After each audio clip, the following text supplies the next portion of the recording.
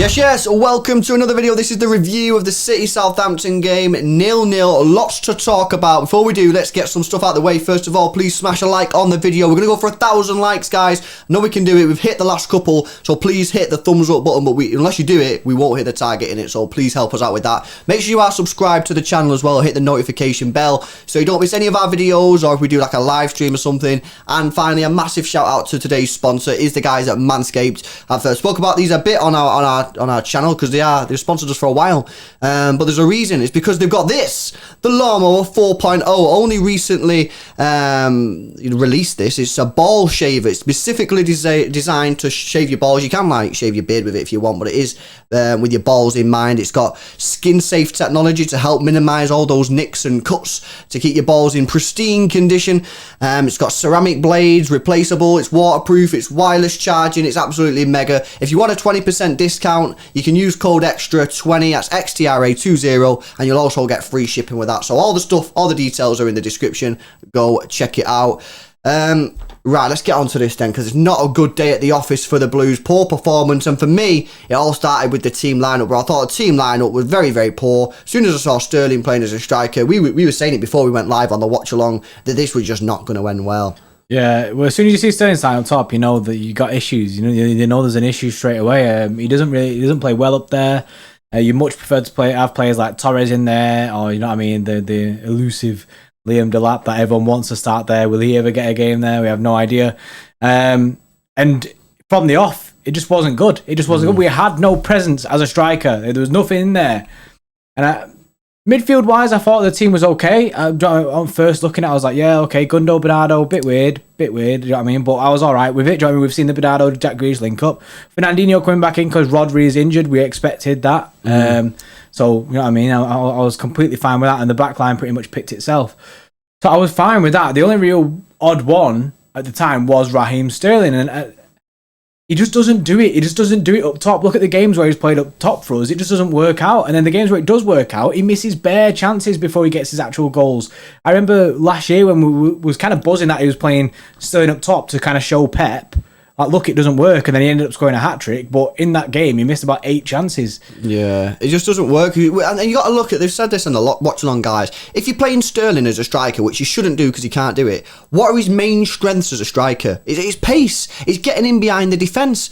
We didn't play a ball behind the defence once today. Everything was to his feet. He can't do anything about that. That's not his fault. You know what I mean? If you're going to play Sterling as a striker, which I completely disagree with anyway, you've got to put the ball in behind the Southampton defence and get Sterling to chase onto it. I can't remember a time that we did it.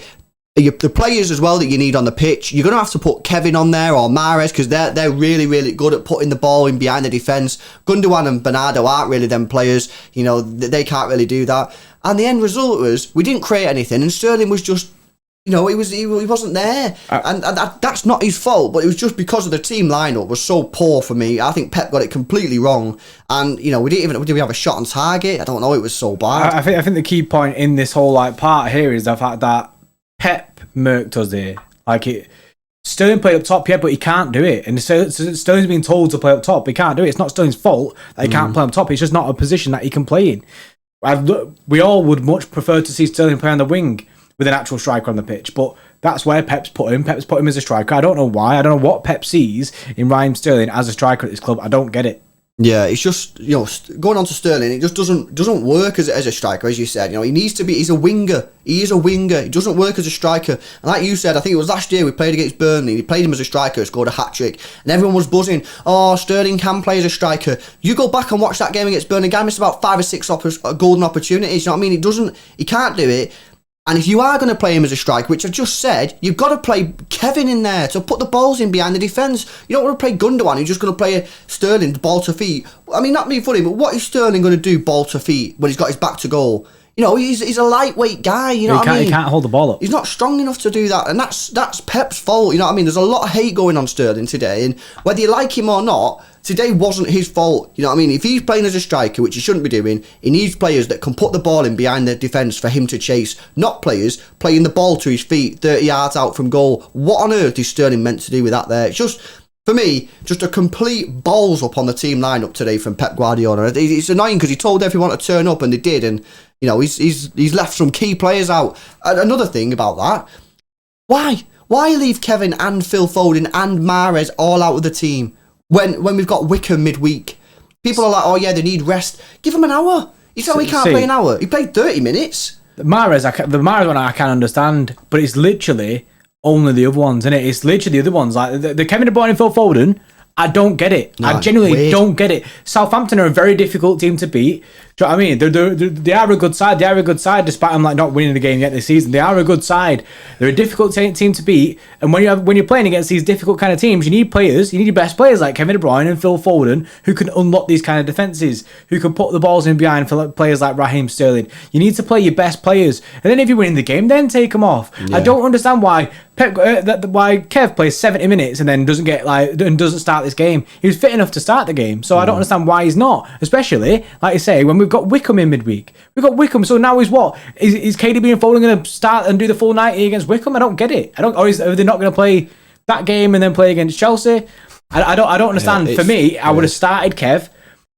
Just one of them, but I would have started Kev today, 100%. I would have started Kev, taken him off about 70 minutes again, get him some more game time, and then Wickham, you can chill a little bit then. Yeah, it's just honestly the team lineup was bizarre, and I've got to mention this guy because I thought he was absolutely shocking, which it pains me to say, but Fernandinho today was it was probably the worst game I've ever seen Fernandinho play. He was slow, lethargic, out of position. His passing was absolutely awful. I don't know what happened, but it wasn't a good game. I've said for over a year now, probably 2 years. One day, Fernandinho's legs will just go. It'll happen overnight. It just will, and he will be trash overnight. That's what happens when you get to an age like he is, 36 or whatever he is, right? I pray to God that is just a one-off, man, because if his legs have gone and he now can't keep up in the Premier League, we're in trouble because we've only got Rodri, and Gundogan didn't do too much better than him. I think he did, well, you'll see the play ratings in a minute, but Gundogan wasn't great in CDM today either, so you basically got one CDM in Rodri. You do have Leveille coming through, but you can't really be putting too much on this kid. He's not even played a game for us yet, so yeah, I've got to mention him because I thought it was so bad, but hopefully it's just a one-off. Yeah, you got to pray that this is a one-off situation. I think his performance today highlighted why Rodri has been starting all these games. There's kind of a few questions of where is Fernandinho, like why has he not been playing any of the games, and that kind of answered it. He was well off the pace. I don't know if he's been like that in training as well, and he's been well off. That's why he's not been starting these games. But he had to start today because of Rodri being out. I pray this isn't it forever because you know what I mean. Fernando is a quality player, but today he was so off the mark. His passing was absolutely horrendous. Yeah, it wasn't good. Right, let's get into these player ratings. As always, guys, these are decided by our extra club members, the guys at the bottom of the screen. If you want to get involved, influence these ratings, maybe you think they're a bit too harsh or maybe you think they're a bit too high, you can do. All you need to do is become an extra club member, any tier, and the link's in the description and you can have your say on these ratings. Right, let's get into them. Some of them are not pretty. Edison in goal. I think he got the man of the match with an 8.2 rating. Walker, just poor, 5.5. Diaz with a 7.5 and Ake, a good rating there at 8.1, and Cancelo 6.3. I thought Cancelo defensively was pretty sound today. Just didn't really do much going forward. Yeah, that was the issue with Cancelo, like, defensive word, but it's good to see his defensive game improving. That's one positive you can take from the game. That Cancelo's defensive game seems to be doing decent. And Ake, it was very, very good to see Ake have a good game, especially after everything with his dad passing away and everything. It shows a lot of character from him. Yeah, absolutely. Midfield-wise, Fernandinho, obviously, like we said then, trash game, 4.3. Gundogan, he gets lower than Fernandinho with a 4.1. He also didn't have a very good game, and then when he took over that CDM role from Fernandinho, he didn't do much better, like I said before.